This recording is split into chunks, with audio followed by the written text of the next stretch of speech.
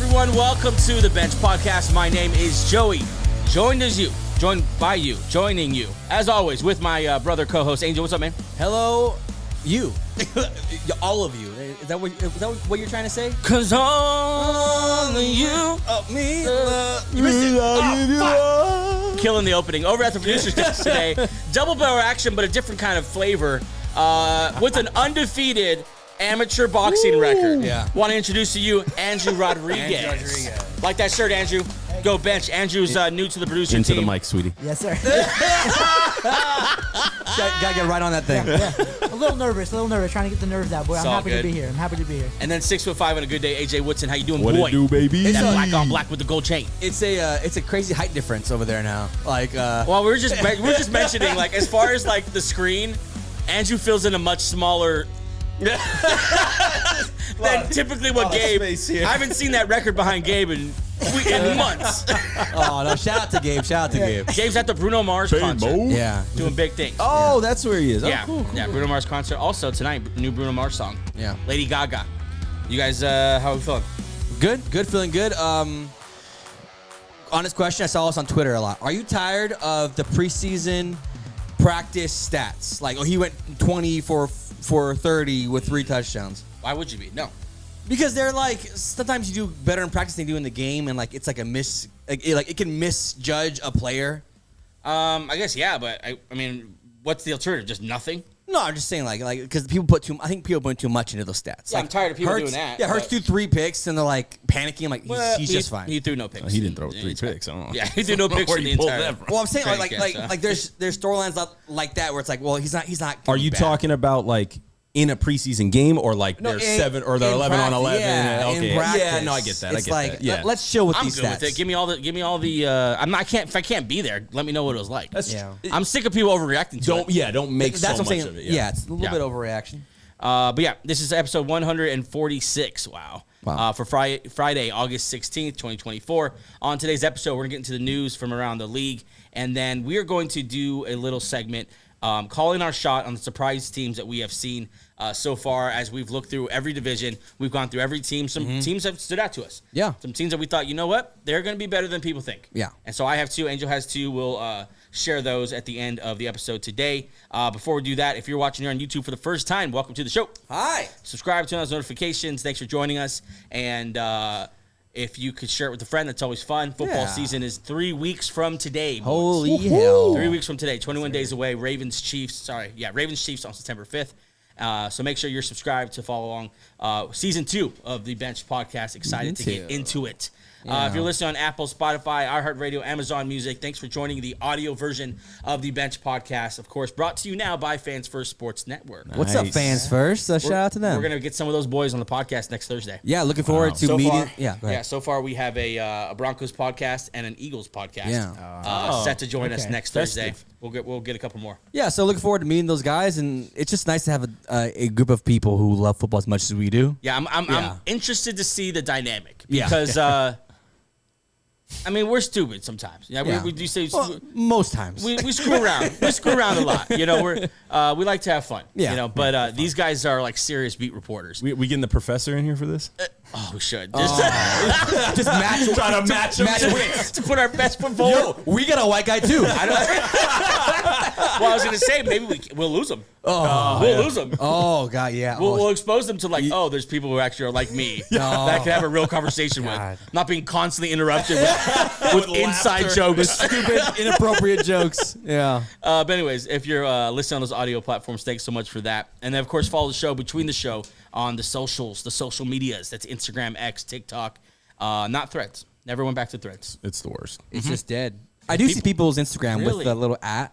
I'm like, what are you trying to prove? When's the last time you signed it? Yeah. When's the last time you signed in? Who's watching? Who's seeing your tweets or whatever they're called? Yeah. We're not on Threads, but Instagram, X, and TikTok. Threads. Search at Benched Show to follow us on all those different platforms. And you're gonna want to make sure you are following all the different platforms because we have different stuff going up on each one. And then, of course, check out benchedshow.com for the Benched Beat. That's articles on fandom, fantasy, and all things NFL. And then sign up for our Bench Warmers Fantasy Football Leagues, launching in just a couple weeks. Oh, boy. So fun. To do so, Scroll all the way to the bottom of that first page and sign up for our free weekly email. That'll also give you our free weekly email throughout the year. Not selling you anything, just giving you good football advice, whether that's fantasy or insight for that week that's upcoming. Just a bunch of cool stuff that we want to give to you for absolutely free all year long. This segment is brought to you by Dad Gang Hats. Dad Gang makes the highest quality hats in the apparel industry because they use premium materials, pay close attention to detail, and prioritize durability and comfort. With so many styles, colors, and designs, they absolutely have the right hat for you and the dad in your life. Use code BENCHED76826. That's BENCHD 76826 for 15% off your first purchase. Shop Dad Gang Hats, quality hats for quality dads.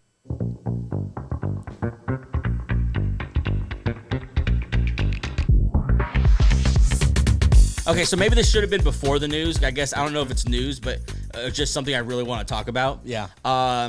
We have rightfully decided to honor the great John Madden with a movie. As every great as we movie. should. Andrew's a Raider fan, obviously Raider legend. Yeah. John Madden, creator of one of the most popular video games of all time. Yes, it's literally named after him, Madden. People know that. So we've seen with these sports what do you even call it? These sports movies, biopics. Biopics. Yeah. If you don't nail the casting, it's just a meme. Please put a picture of Kevin James. Kevin James as Sean Payton, right? No one. That movie never had a chance because you put Kevin James as Sean Payton. Yeah, it didn't make sense. Might have done it again. Nicolas Cage going to play John Madden. Oh my God! On the upcoming John Madden biopic. Did John Madden ever steal the Declaration of Independence? I don't know, but in this movie he could. He definitely could. It's just such why. It's weird because oh my God, they got this backwards. This is Sean Payton, and they should have Kevin James play John Madden. Oh, we just fixed the whole. Damn it! We fixed 2 movies. I'll tell you what, man. After watching Hard Knocks, I could be a GM for sure. And after doing that, a producer, absolutely, or at least a casting director. Yeah. This is. I mean, it's a major miss, right? Any chance? Unless they confidence level 1 to 10. Crazy prosthetics. A 5. No, because what was that one movie? The Batman movie. The Penguin guy. What's his name? Colin Farrell. Colin Farrell. He played the Penguin. They made him into an old man. He needed a good job. He looked fantastic. Yeah. So maybe you know what I think of? Did you guys see the Elvis movie? Austin Butler. Yeah. No. Yeah. When they did Tom Hanks. Oh, it's yeah. kind of weird. Yeah, that was the weirdest part of the movie. That's what I was saying. Like, just get an actual big old guy. There's plenty of them. Just so you can throw the name Tom Hanks up there. And I think that's what they're doing here because there's been like a Nicolas Cage renaissance lately. Yeah. He's popping up in everything. 3-4 movies a year. I would never guess he pops up in a John Madden bio. Right, yeah. That's wild. That's wild. Hey, shout out to his agent. Doing Great work. The boys getting paid. Let's move on here. It's going to get interesting this weekend because Russell Wilson is expected to make his Steelers season debut on Saturday against the Buffalo Bills. The plan is for him to play 4 series with the offensive starters. Question is, what does Russ have to do to end this thing? What is the finishing move on Saturday? Just show that he could be a game manager. That's all I want to. No. That is so disrespectful. Listen. All he's got to do is make no mistakes to keep the starting job. I'm telling you. That's why. They got him there because he's the safe option. He's like a safe, boring quarterback. Just be that guy. So if he goes 4 scoreless drives but doesn't turn the ball over, obviously, like out of 4 drives, if he scores 1 field goal and a touch or whatever, I'd be okay with that. As a Steelers fan, that's a low bar. The question was like, what does he have to do to shut the door now? Obviously, all 4. Score on the opening drive. I think if he does what you're saying, then it's exactly what Justin Fields. Last week, what Justin Fields did, he didn't close the door. He definitely didn't make up any ground. It was the same thing. The discussions are still going to be there. And I think if Russ does that, it's the same thing. It's like, we haven't gone anywhere really. Right? I mean, what do you guys think? How does he slam the door? I think if he scores 2 or more touchdowns, no interceptions, he'll probably close the gap there. So like a real lopsided stat line. Or if he throws like a moon ball to George Pickens and it lands. Wow, that could be pretty cool. Yeah. Oh God, man, I'm looking forward to the days when I don't have to watch Russell Wilson run around in a Bronco jersey. You know what I will say? This could be sweet. He looks dope in that uniform. It looks good. Then you hear him speak. Do not tell him that. Then you hear him speak. He would love it if a black guy told him he looked cool in that uniform. You immediately post it. Selfies. Moving on here, the Browns making big moves here. Have signed linebacker Jeremiah Owusu-Koramoah. What's wrong? the cap is such a myth. I thought they were I thought they were crazy over the cap. 3-year extension worth $39 million, 25 guaranteed. We got to study this. They just signed Judy for 17 a year. To that point, go to the next slide. The Browns now have a league high 13 players making at least $10 million per year. Let's go down this list. Deshaun Watson making $46 million a year. Cool, 46, whatever. Myles Garrett 25, Denzel Ward 20, Amari Cooper making $20 million. Wow. That seems like it's like that's a deal. Jerry Jeudy making 17. That's an overpay. Yeah. All the money they saved on Amari Cooper, they spent it on Jerry Jeudy because he's not worth 17.5. No. And then of course their O-line, they pay those guys: Patonio, Conklin, Dalvin Thompson on the D-line, Wyatt Teller, another O-line guy. Man, they pay their O-line. Dude, Wyatt Teller and Bitonio are only paid $16 million. I was gonna say, worth every penny. They're like the best guard combo in the league. That's crazy. Yeah, then they got Del Pitt, Zadarius Smith, and now Jeremiah Owusu-Koramoah. He did kind of have a breakout year last year, kind of low key. Yeah, he's like Troy Polamalu playing middle linebacker. Yeah, he's an athlete. He's so fast. I think he's not that big. No, but I think in he's like 220 something. Yeah, he's a tackling machine. He's a phenomenal player to watch. And he's part of the reason why that defense was able to do what they wanted to, because he could cover and he's just a good athlete. He's a good linebacker. And a couple years ago, we would have been like, well, why pay him that much? There's not the market out there. But lately, Roquan Smith's contract, the Bears paid those two boys. There's like a reemergence of like the importance of linebackers, and Fred Warner's making a good for him. Penny. I'd love if the Eagles could get on that train. Well, Devin Smith's about to have a comeback. Devin White, yeah. Devin White's about to come back, 45. I actually like Devin White a lot. Yeah. Devin White's nice. Yeah, he's going to be top 3. Okay, I'm not saying. All right, unfortunately, one of those top linebackers went down again for the second consecutive season this year. That is Bills linebacker Matt Milano.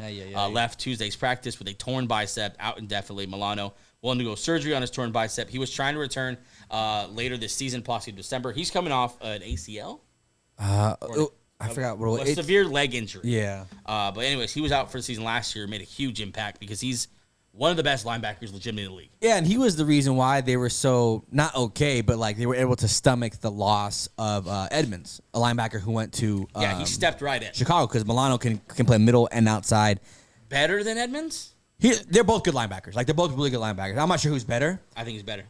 But still, like, this sucks because the Bills were kind of in a reboot of their defense, and they were hoping, we're getting Milano back. He can kind of secure the middle. Now you're going to lose him again. Hopefully he returns. I mean, I know they said possibly in December. I know they'd be playing late in the season. So yeah, but they'll have to go the whole year without him. And it looks like Dorian Williams, I don't know if you guys know that name. Number 42, yeah. Linebacker they drafted in the 3rd round will have to kind of step in and fill that role for them on the defense that's already going through a lot of turnover.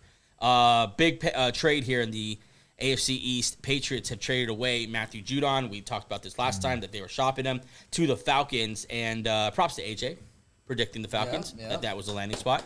They get him for a 3rd round pick. Now, me and Nate talked about this as soon as it happened. That's incredible value for a 32-year-old pass rusher coming off a season-ending injury. Not only do they have to pay a 3rd round pick, but then they have to pay him. Yeah. It's kind of an overpay, but it's also a team that's trying to win right now. So you guess that's how it is. It's a move the Patriots had to make, though, right? I mean, you get a 3rd round pick for this guy. Yeah, and then I think, for the Patriots side, yes, I think there was already some weird stuff about him in practice, about him not showing up, and he was already there. So to get anything back for a guy who's like you just said, had an injury last year, 32 years old, so basically his best days are behind him. Good for him. For the Falcons, look, maybe the 3rd is a little too high, but if you're going for it, go for it. You know what I'm saying? Like if you sign Kirk Cousins, who's 36 years old, coming off a major Achilles injury, just go for it. And this is one of the guys. Like, I'm not sure if he's a difference maker. I think he's more of a cherry on top piece, but yeah, I like it. Well, he instantly becomes. Look at the Falcons D line. Yeah, he instantly is by far the best pass rusher they have. Edge rusher. Yeah, I think they have good interior pass rusher. Well, pass rusher. In general. Oh yeah. There's no good. Even their best interior lineman, Grady Jarrett, had a sack and a half last year. Yeah, they have no one else who has more than I think 3 sacks. And they lost starting that line. Yeah. It's Judon is going to be their everything when it comes to pass rush. Yeah, there's no other pass rushers there. Everyone else is inexperienced or just didn't get it done last year. Yeah, it's interesting, but but like I said, like I like it because if you're gonna go all in, go all in. Like don't be cheap about it. Don't half-ass it, basically. Yeah. And 3rd rounder's a lot. I would have given him the 5th because you still have to sign him. So like you have to figure out like how much money we're gonna give this 32-year-old linebacker, and it was not gonna be more than 2 years.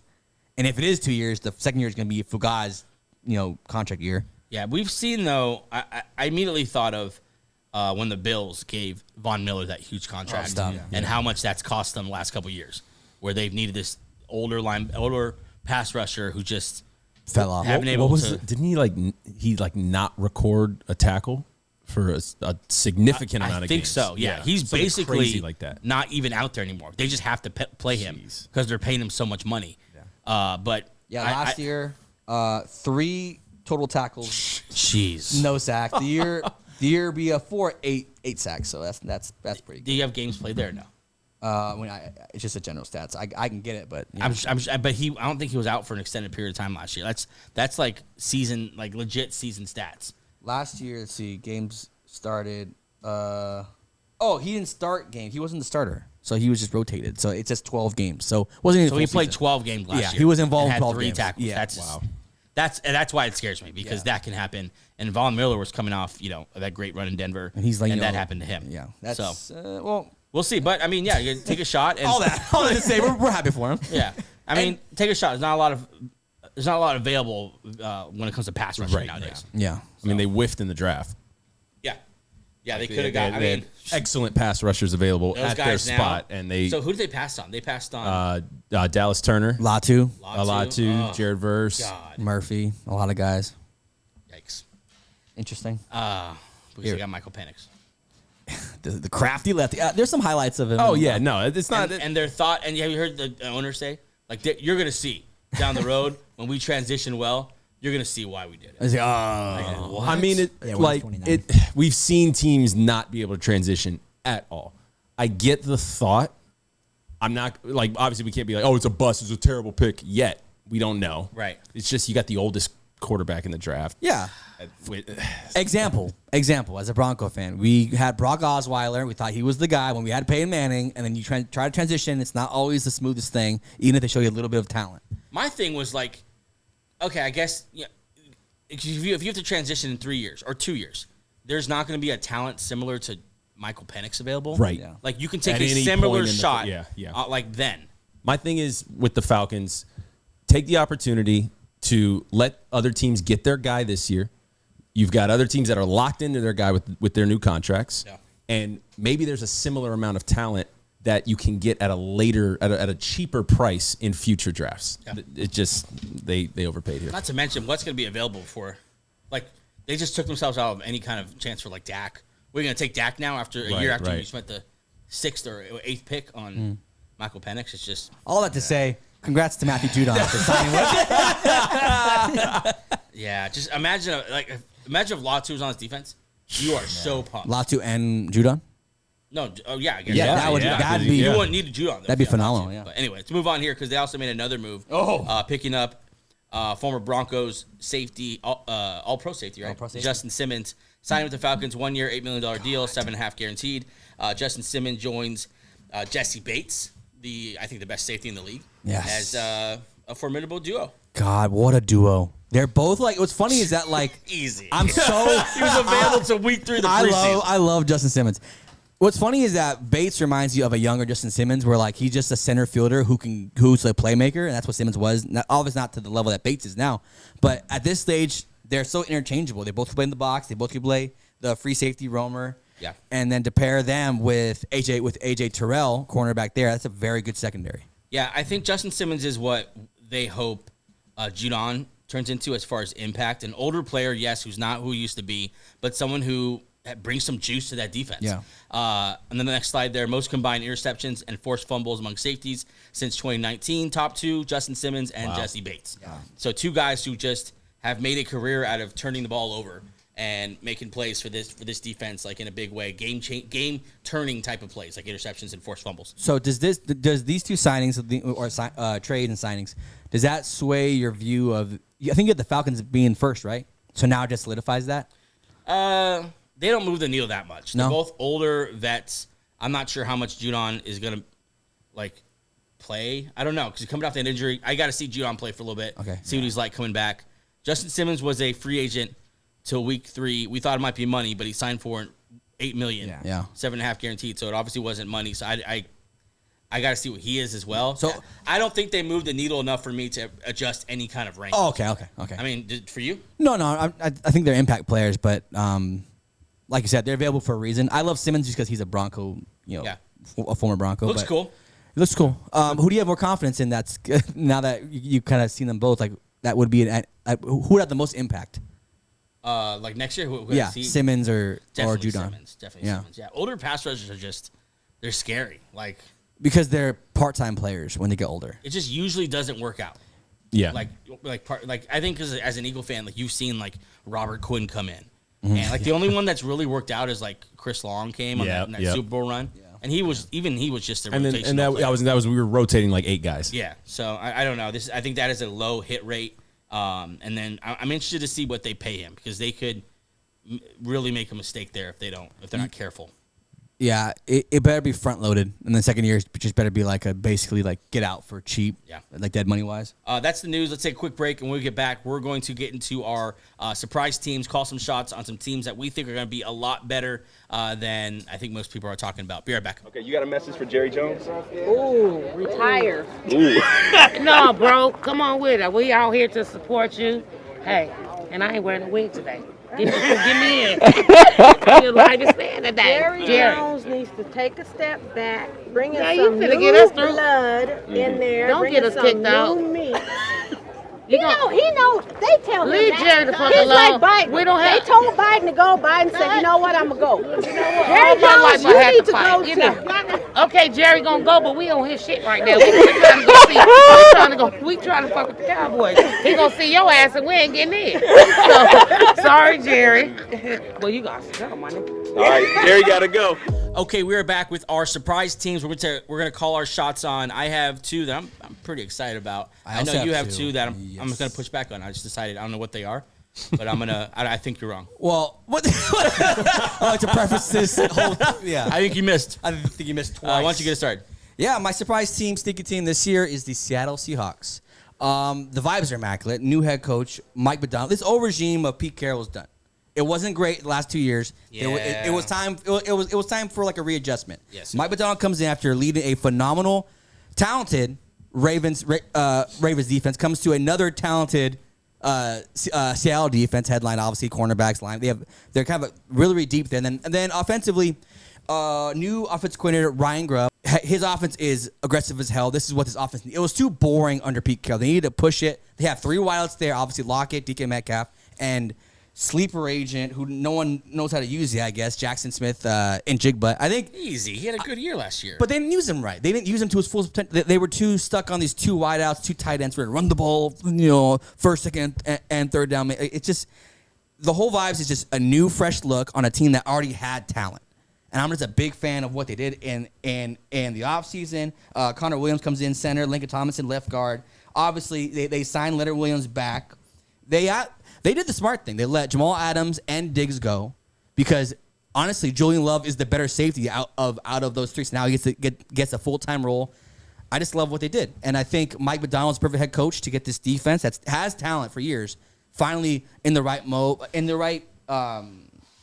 headspace where they can finally say we're a top-tier defense. Like I'm not saying they'd be Legion of Doom, but I'm very excited for this team. I think they're a sneaky division winner, even with the Niners being in the same division, obviously.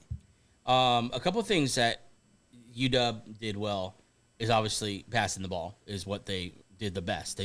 I've seen here average 340 yards passing per game.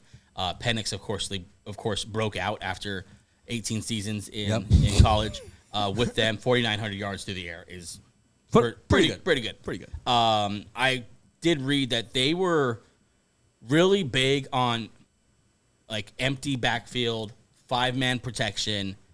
5-step, like deep drops. Yeah.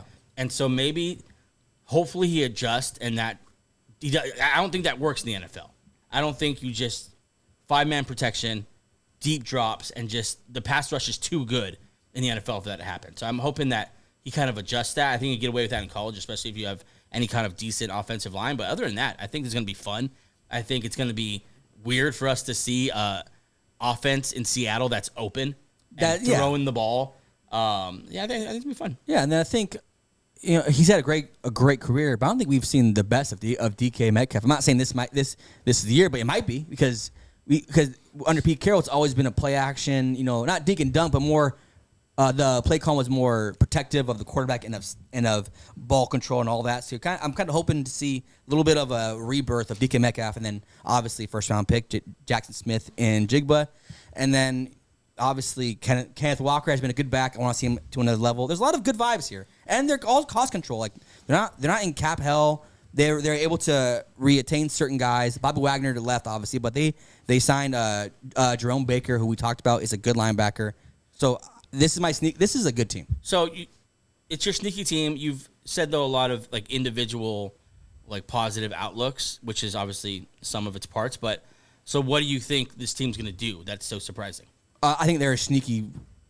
They might win this division because I honestly think they have the talent to keep up with most NFL teams. And they always play. And interdivisional teams is always different to match up because like you play them so much, you know each other so well. So I think it's not a wash, but it's closer than people think as far as them and the Niners. And obviously they have better roster than the Cardinals and the Rams. It's a good matchup. I also take the roster of the Seahawks.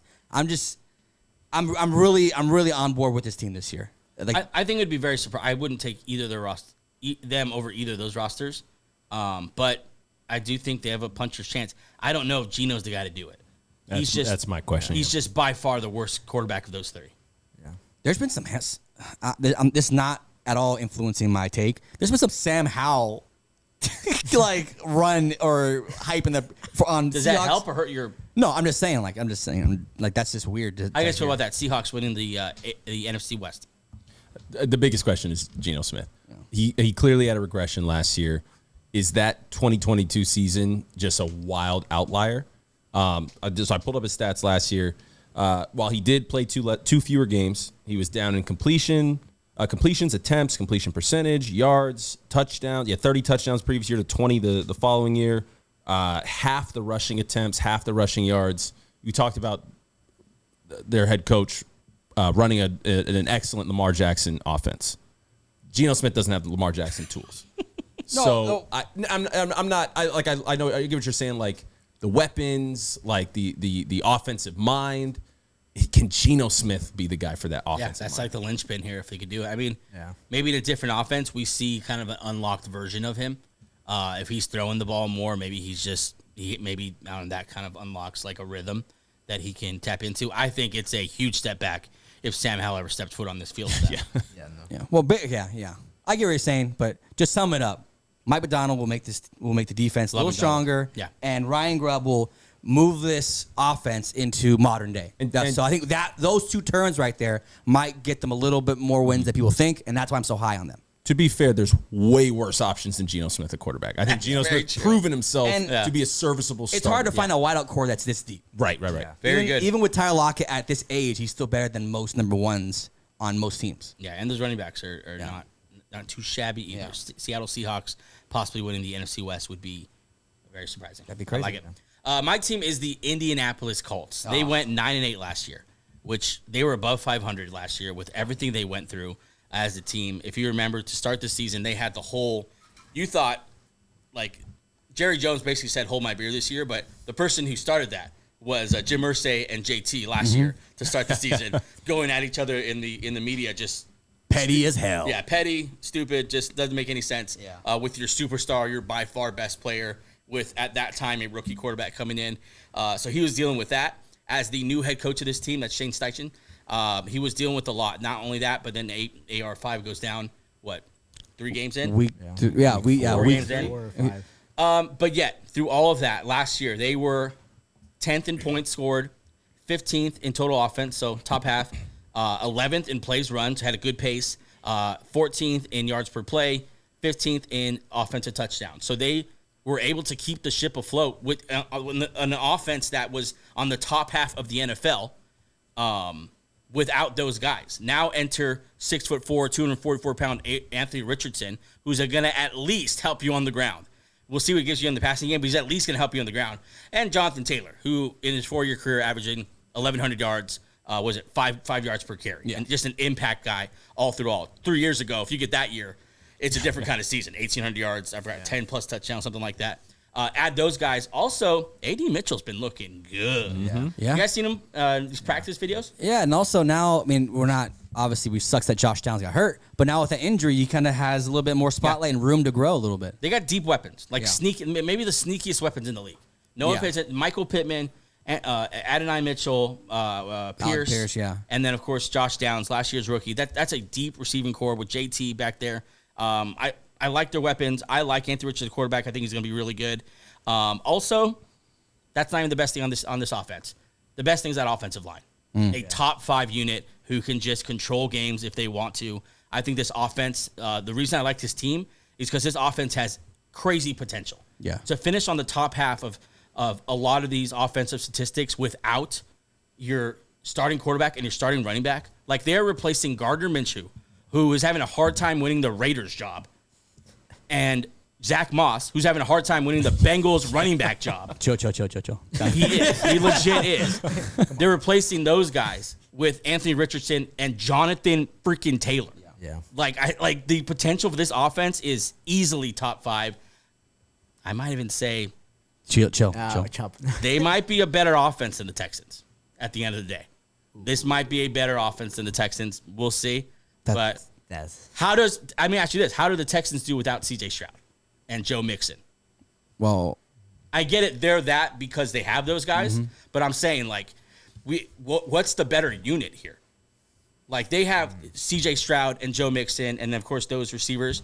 But would they do as well without their starting quarterback? You know what I'm saying? Like, is the foundation, is the O-line as strong? Is the 4th and 5th guys down the depth chart as good as the Colts are? I would argue probably not. So it's a sleeper pick for a reason because CJ Stroud's a boss.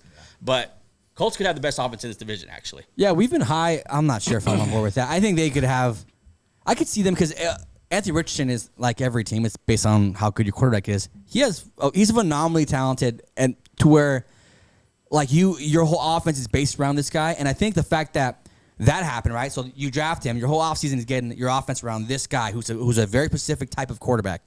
Then you take that away, and they were still effective playing a different type of offense, that's great. Yeah. So I get your point.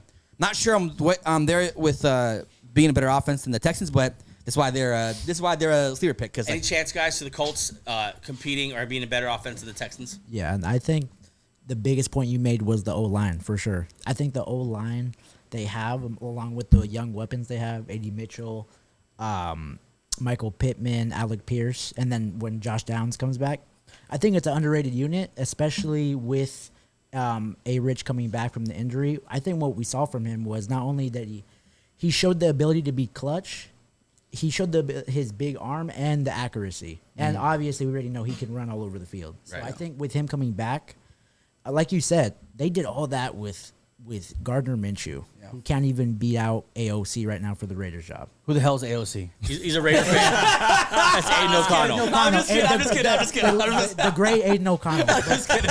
But no, I think with A-Rich coming back, I think I can go on that take. I think that A-Rich coming back puts them possibly above 10 wins. Maybe it also elevates their cool factor. AJ, am I crazy to say they might have a better offense than the Texans? I don't want to go as far as saying that, but I think this is not a very hot take at all. That a lot of people are not talking about. I think the Colts have a chance to be a top offense in the AFC for sure. Yeah. My other point is kind of married to that point. Now, they were able to do that because this team has elite coaching. And this is where I would give them a clear advantage over the Texans. Absolutely. Shane Steichen, Shane Steichen, what he did with that team is incredible. Yeah. Incredible. And he's just shown to be a leader of men. I went through their schedule last year. These are teams they beat with Gardner Minshew at quarterback and some version of Zach Moss or whatever, okay? Teams they beat. The Baltimore freaking Ravens, okay? The Tennessee Titans, just kidding. Tampa Bay Buccaneers, the Pittsburgh Steelers, they beat them by 20 points. They blew them out at home. And then, of course, they beat the Raiders when the Raiders were on that heater, when the Raiders were winning all that game. They beat good teams. Those are some playoff teams in there without those guys. And I think they did that because Shane Steichen is he's one of those young dudes in the league right now. You know how I know? Because the Eagles still haven't replaced him. We legit still have not found an answer for him leaving our team because he left a huge hole in Philly and he's made a huge difference in Indy. You imagine how many times, with how many coaches would that be just an absolute dumpster fire last year with everything, all the drama that happened with the front office, Jim Irsay, the roster turnover and turmoil and injuries during the year. Most coaches, that's an absolute dumpster fire. They're not holding the locker room together, and they're certainly not turning out a above 500 season. I think they're coaching with his offensive potential and a defense that we'll see. That is definitely the weak point to me on this team, but some playmakers there still. I think the Colts can win the division, and they can win a playoff game. Man, I don't know why they're not getting hype because obviously they're kind of a boring team. Like visual, like people don't think of them as a cool team. I think. What's Anthony Richardson and Jonathan Taylor? People, no one think. I think he's talking about the franchise as a whole. Yeah, like, you don't really look at, like this, like the coolness factor. It's been a long factor. time since Peyton Manning. Yeah. Even then, Peyton Manning was never the cool quarterback. Yeah, that's why. Like, I think buying back into this is like really aesthetics for people. Like, they haven't seen a cool person come out of Indy and in a long time. That sounds like stupid, but that's just how we are. The new Colts. Yeah. It's true because we just talked about last show why CJ Stroud getting more hype because he's everywhere. We see him on podcasts, wherever, and rightfully so. But you don't see any. I haven't even heard Anthony Richardson speak in my life. He's a very low voice. He doesn't talk like that. And then his 13-year-old brother like, yeah, man, that's my brother, man. What did you guys eat as kids? I forgot about that. Yeah. Okay, let's keep moving here. What's your second team?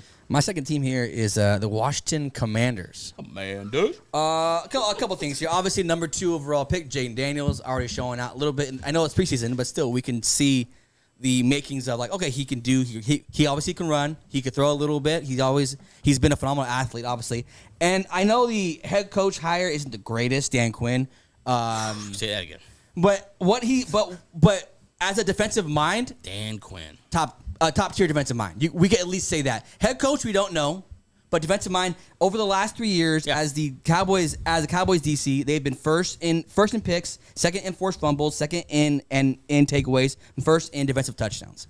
So at least, and I know he had Micah Parsons, but remember, those Cowboy teams were always hurt. They always had banged up guys. Last year, obviously, they didn't have Diggs, and they found Bland, and they made Bland into an All-Pro. I'm not saying that this team has a Bland, but in the offseason, they've kind of filled some holes. They still, defensively, Payne and Jonathan Allen, still a very good duo in the middle. Yeah. You bring in Bobby Wagner, and then you bring in Frankie Louvu from the Carolina Panthers. Mm-hmm. Two pretty good linebackers. I think with just that, your center of your defense being strong, Dan Quinn will make talent. Will cover up some of lack of talent on the perimeter. Offensively, this offensive line was pretty shit last year. They got former Dallas Cowboy lineman center Tyler Byatt. I can never say Biadasz. Biadasz. There you go. I was way off. Left and then former left guard for the Kansas City Chiefs, Nick Allegretti, who stepped in last year and played well. So I think they're just the effort to put in that to fix what they were bad at last year gives me confidence. And last year with CJ Stroud, we saw what one quarterback can do for an entire team. And this is kind of my confidence on Jayden Daniels, is that I think he's good enough to just flip this team from being the bottom feeder to at least be in the hunt for a wild card spot, even in the NFC, because I just kind of see like a couple things go right. Jayden Daniels is good. Dan Quinn gets that defense to be at least manageable. I can see them being a sneaky pick. What can you see them doing? What? I want to know how far do you think they can go? Oh, okay. So their over under this year 6.5. I think they smash the over under. I think they're and but like I said, I think they might be contention for like a wild card. I think double digit wins. Well, I gotta see the schedule, but no, I think a nine win season can get them in. I got a FaceTime call to Benched.com's own Greg Fryer.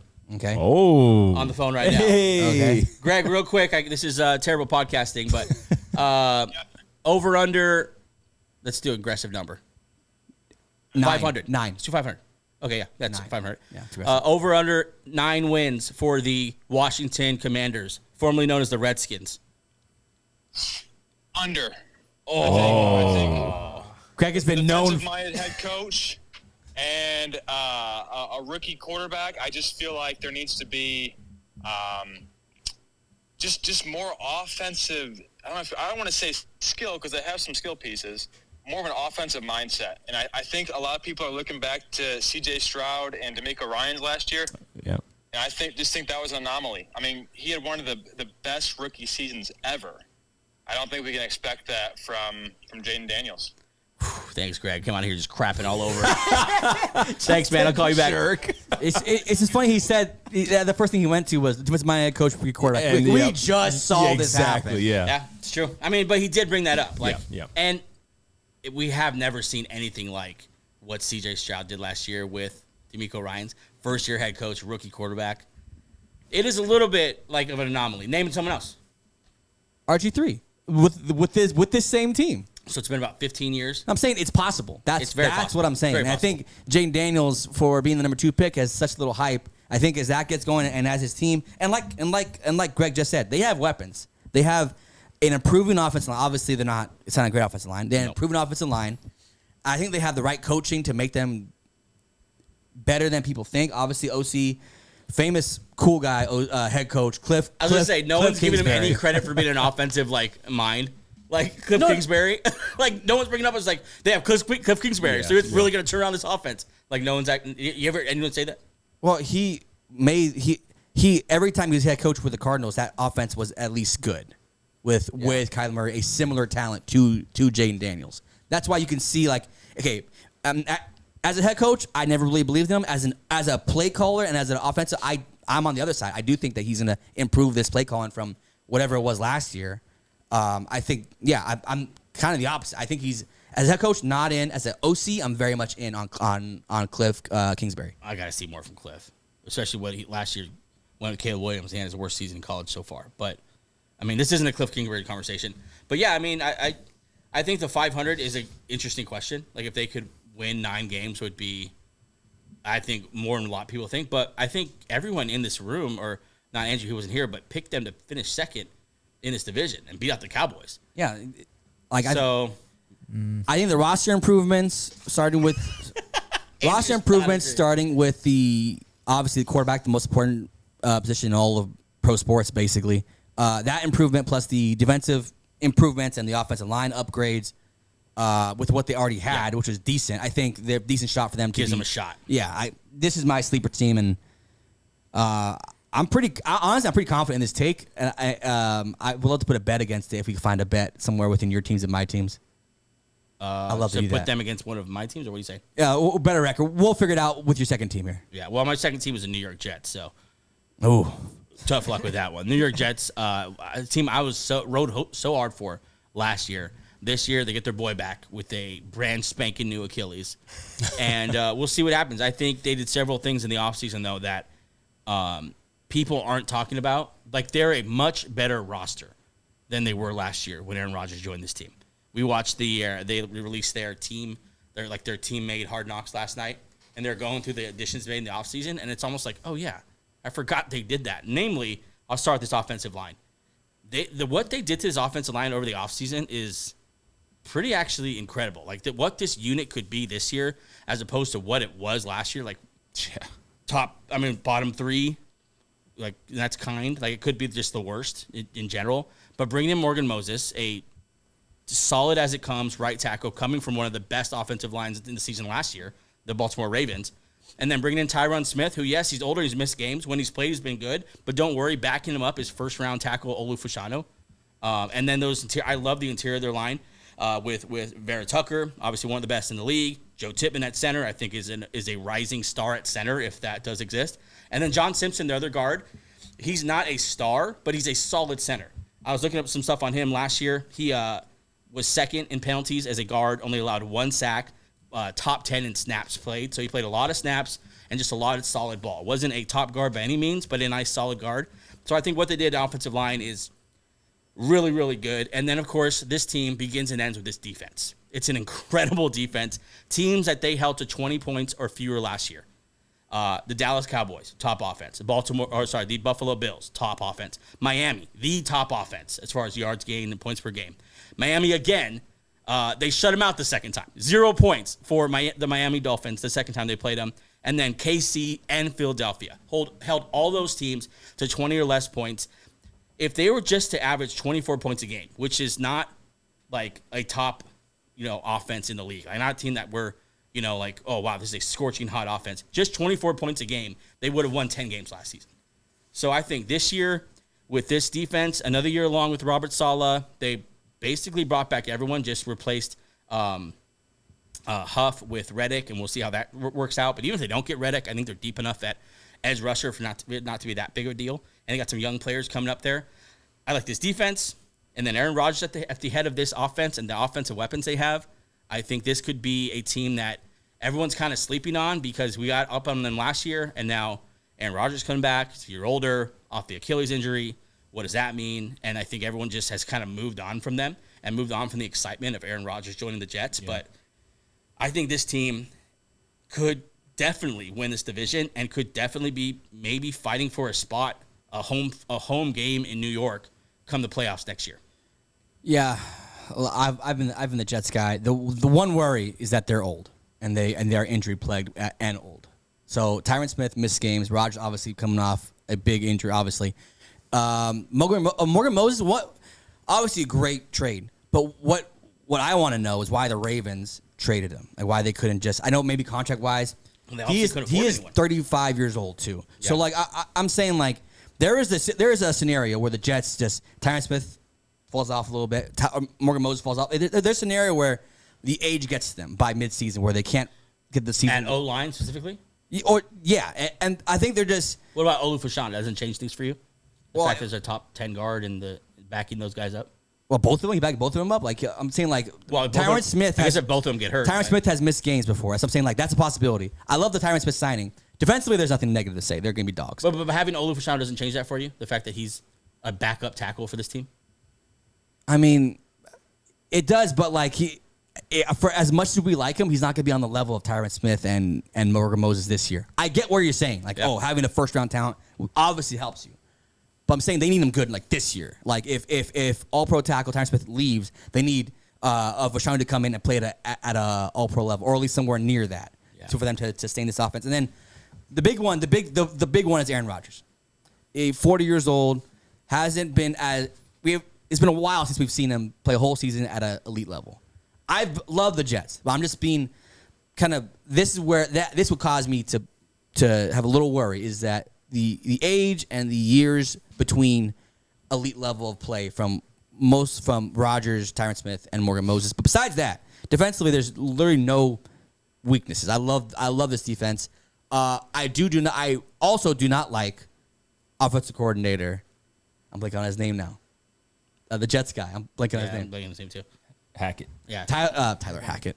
Nate. That's your boy. Nathaniel Hackett. Well, I've erased it from my mind. I fucking hate that guy. You ever hear him do an interview? You have no confidence in his offensive play calling. This is the Aaron Rodgers offense. There's also a Broncos fan who just hates this guy in general because he's a little slanted. But but I could see very much so if things swing right and Aaron Rodgers is in the playoffs. The last guy I want to see in the playoffs is Aaron Rodgers, and especially a guy with a chip on his shoulder. Yeah, I'm. So the O-line, I think you kind of know where I am. I think having Olu-Fashanu back there to possibly step in if one of these guys get hurt, I think it puts you at a very strong spot at O-line. And I mean, what else can you ask for? You know what I'm saying? Like, what O-line is in that spot? Because any tackle can get hurt. There's a lot of older tackles play. I mean, Lane Johnson plays for the Eagles and he's pushing 40, and we don't have a first-round pick behind him. So I'm saying I think that puts him in a position of strength. And because of that, I think that helps Aaron Rodgers. I think putting that big, talented offensive line in front of him is going to protect him. But the main reason why I think that's kind of going to be, if that is for some reason not a strength, the reason it's going to be marginalized is because their weapons are so elite with Breece Hall and Garrett Wilson. Those two guys are so freaking good. Breece Hall last year coming off that ACL injury to put up that kind of year is just crazy. Not to mention, I'm telling you right now, Braylon Hill. Mark my words right now. He is going to be this is going to be a 1-2 punch. These two guys. He's 20 years old. Braylon Allen. Allen. 20 years old, coming out of Wisconsin, right? To pair up with Breece Hall, I think those two are going to be a force, a power running game force that's going to take so much off Aaron Rodgers. And when Aaron Rodgers does want to make a play, Garrett Wilson will be there, and I think he's going to have a huge year. Not to mention, I think it's underrated their offensive core. I think they haven't built a unit like the Eagles or the Bengals had or the Dolphins have, but they have a unit that's complementary. And you have your superstar wide receiver. You have someone who perceivably can step into a role that he is elite at in Mike Williams, who's now off the PUP list and practicing. And then you have Alan Lazard, who's worked well with Aaron Rodgers. You have the rookie Mekhi Corley, who I think they're going to give the ball to quite a few times. Rodgers likes him. Yeah. So that's the most important thing for Rodgers' offense is if Aaron Rodgers likes you. And so I think with these weapons, they're not going to have to score that many points. That's the thing. Yeah. Like, if they 24 points a game gets them to 10 wins last year. So I think if they're putting anywhere around 30 points a game, I think this could be a team that's fighting for a home field game in the playoffs come the end of the year. Yeah, it's a good pick, and honestly, all four of these teams you can easily lay out a way where they can be very, very good. But the Jets obviously probably headline because of Aaron Rodgers, and that's why you have confidence because Aaron Rodgers your belief in him coming back to being what he was, offensive line improvements. Yeah, I can't wait for football to start. I can't wait for all this talk to be put into action and for us to see it. Yeah. Those are our four surprise picks. So let's recap it. Colts. I have Colts and the Jets, and you have the Seattle Seahawks and the Washington Commandos. Oh man, low key though, I wish they kept the Washington football team. I loved it. That was kind of growing on me. I like that name. Yeah, it was so unique to them too. And you could keep the burgundy and gold. The simple logo. Yeah. I'm kind of down with going back to the Redskins, but I guess that's I mean, we all are. We have the Seminoles. I don't know how, and they're just picking and choosing now. Which ones they're offended by. We digress. Thanks for joining us for episode 146. So happy that you were able to get with us 3 times a week for the first time this season. Pretty pumped about that. Yeah, baby. How you feel? Good. That was a lot. Yeah. That was a lot of football. Football talk, baby. But this is what it will be all the way until next year's draft. So get ready for 3 shows a week, no matter what, all year long. We'll see you next week. Have a good weekend of preseason football. See you. Peace. Bye.